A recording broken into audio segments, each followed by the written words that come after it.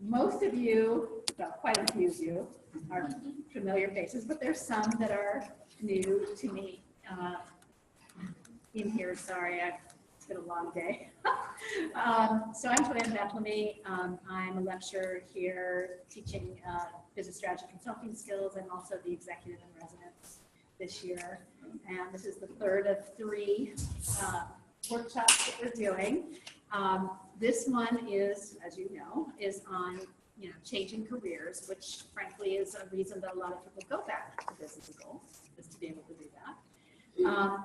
About 2 weeks ago or so, Gina and I were having brunch in Port Costa, and I was whining that I asked 8 different people to partner with me on this, and nobody was available. For some reason, everybody was busy. And she goes, Joanne, you do realize that this is what my research is on.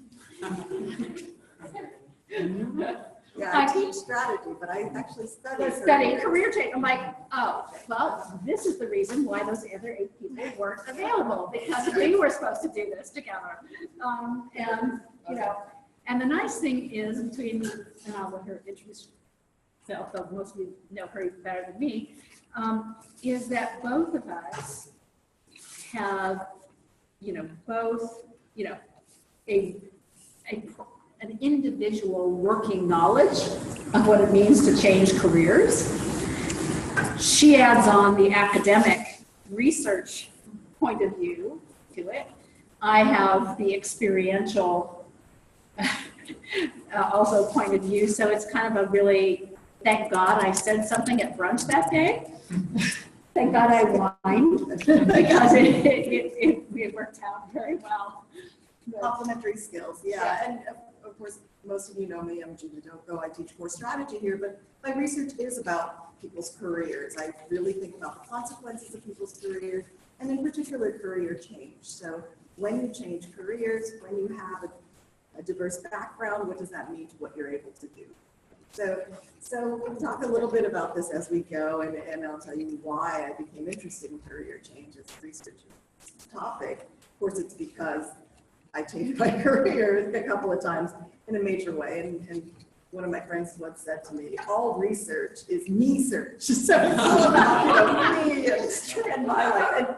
And so it is a topic that's really quite interesting to me, academically and personally. And so I'm always really interested to hear all of your career journeys as well. So, which leads me to be, I'm going to ask the same question that I've asked in the other 2 workshops before I get started, is that, are there things that you're hoping we'll cover in the next 55 minutes? Okay, so my name's Heidi, and I'm one of the part-time MBA students out of the Sacramento area. And ultimately, what I want to know is, after my undergrad, I went straight into a career.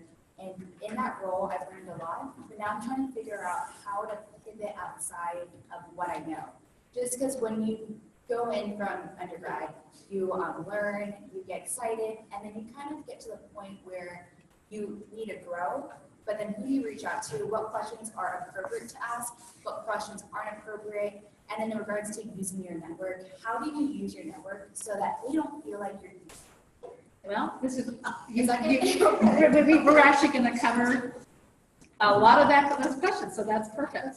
And if we don't if we didn't hit it exactly, be sure and like all the other workshops, is very interactive. The classrooms are pretty interactive, so I can't say it's not like classrooms, because classrooms are pretty interactive too. But feel free to chime in, raise your hand, whatever along the way. Anybody else have something they hope for? This is maybe a bit of a general question, but how do you change careers without starting over? That's a very good question, and we're going to talk about that. Because sometimes you can and sometimes you can't. Somebody can. Yeah. Yeah, and I guess when you have a diverse background, which I have, how best to kind of pitch your background and put it in the best light when you're applying for jobs. So we probably won't talk about positioning yourself too much. Mm-hmm. Happy to chat with you separately about that. I know Chris in the career development office probably felt pretty good about helping I think it's brand, position and brand yourself. But anything else? All right, well, let's get started. So here's something that I wish someone had told me.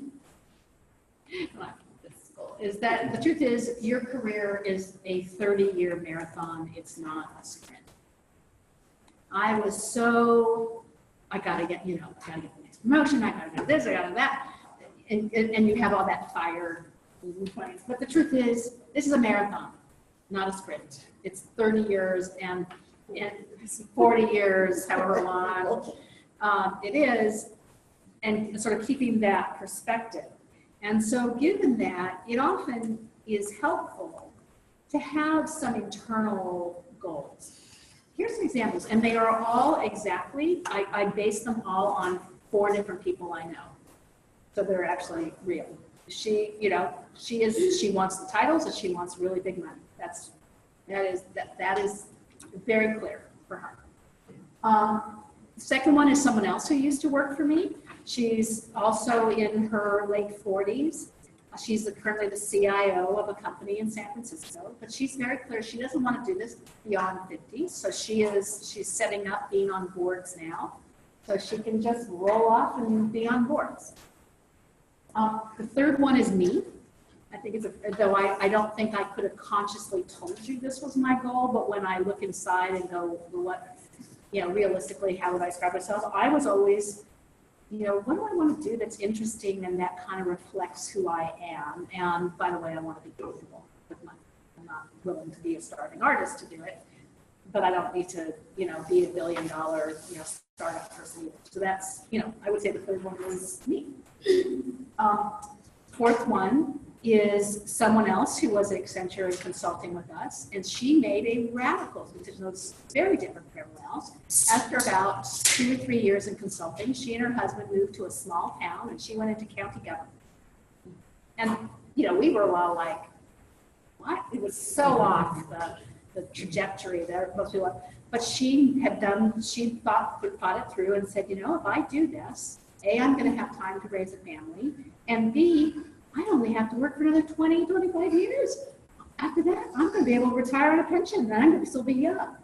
I mean, none of us were thinking it that way. So these are all, and none is better or worse than another, but it's interesting sometimes to be able to, what do you before we get to what do you want to do, kind of how do you want your life, look, and by the way, you may change your opinion over time. That's why goals, there's, multiple. It might also be, and I want to write a book, and I want to, become a salsa dancer, or, whatever it is. There's multiple goals. But it's helpful to be able to, at least where am I right now? How am I feeling about a career in general? Yeah, I think it's also important what this makes me think of is that you really understand yourself, you understand what you value and what you care about, how you see yourself, right? And so those things it is a sort of self-reflective exercise to think about what your goals are, because they are unique to you. And you should try to not worry too much about goals other people have for you, the parents, your friends. Think about what makes you happy in the long run. So having said that this is a marathon, not a sprint, we're going to look at kind of this framework for our conversation today. You guys are starting to get the feeling I like frameworks. The whole class is on framework, so I'm seeing a lot of smiles. So framework for today is there's trying to parse out the difference between a career change and a stepping stone. Kind of two different, they're similar but different.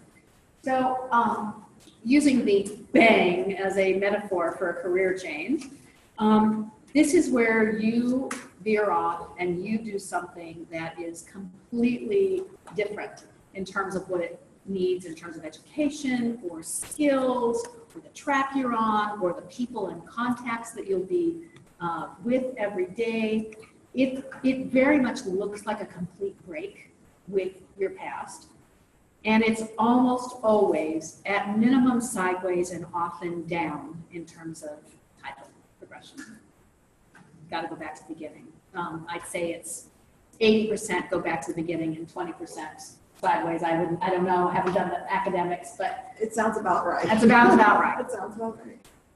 Versus a stepping stone, which is something that is a different job, but it builds. You can package what you've done before, and it builds on what your prior experience is, what your education, what your skills are. You can build on your contacts. It's doing something different, but it's more of a stepping stone.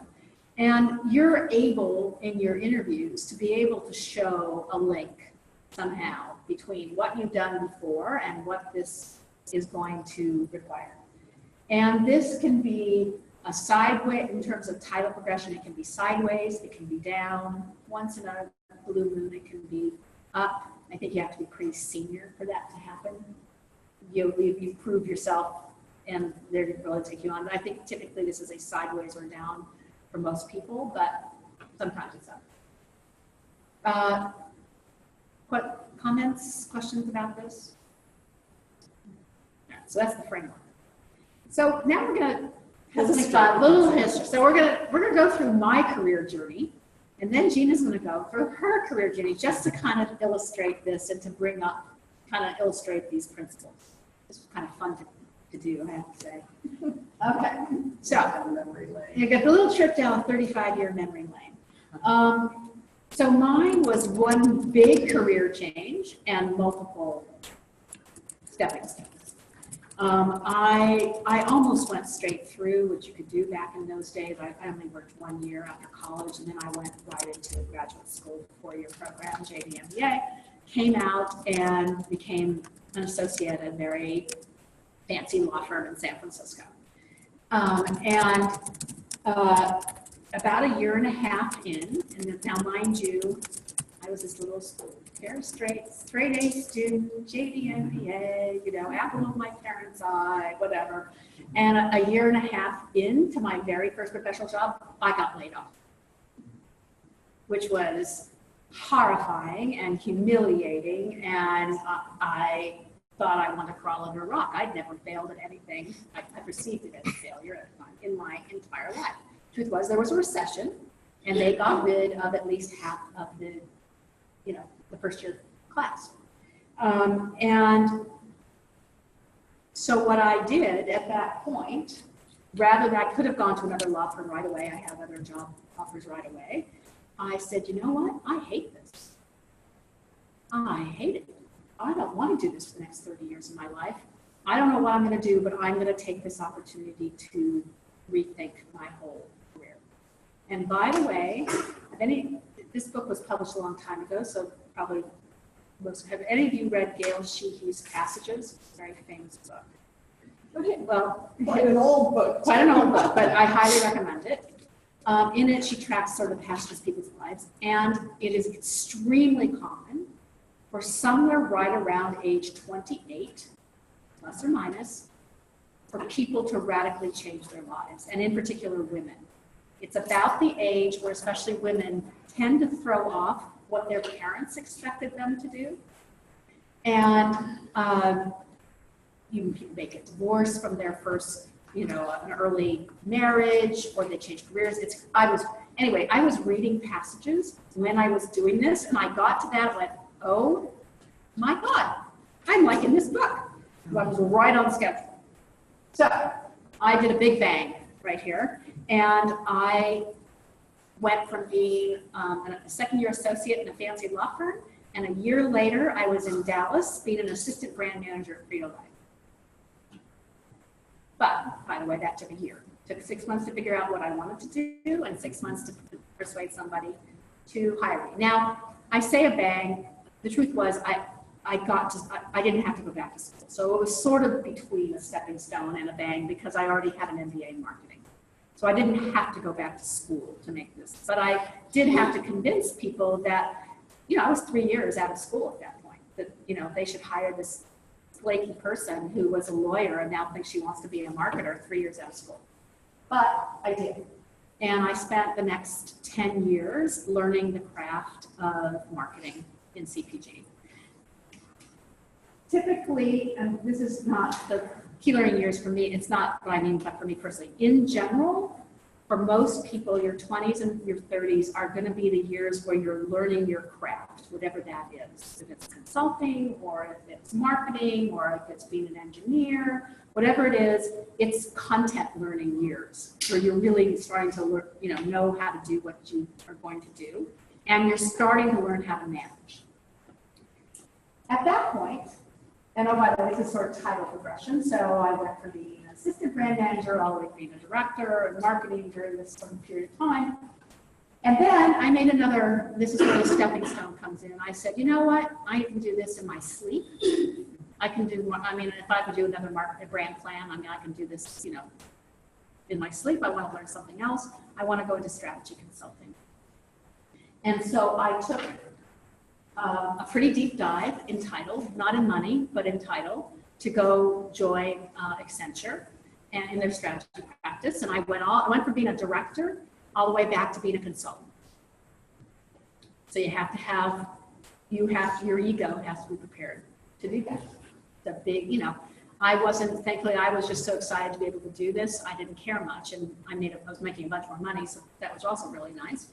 But I had to go down, and then over time went even farther. Became a partner there, and spent really those next few years learning how to be a strategy consultant, then being a VP of marketing, and so forth. In general, for most people, your 40s, and this is something to keep in mind, are really where you hit your highest possible title. Something to keep in mind. Whatever, it's the reality of corporate America. You're at your most high flyers when you are in your 40s, because you've probably by then you've probably been working, you have experience, you know what you're doing, you've probably been working for 20 years or so, and you're still perceived as being relatively young and having a runway with the company. So if you want to have a big corporate career, I encourage you to try to hit VP or something at that point in your 40s. To my class, I mentioned when John Chambers retired from being chairman and CEO of Cisco, there were 2 front runners in the company to take his place.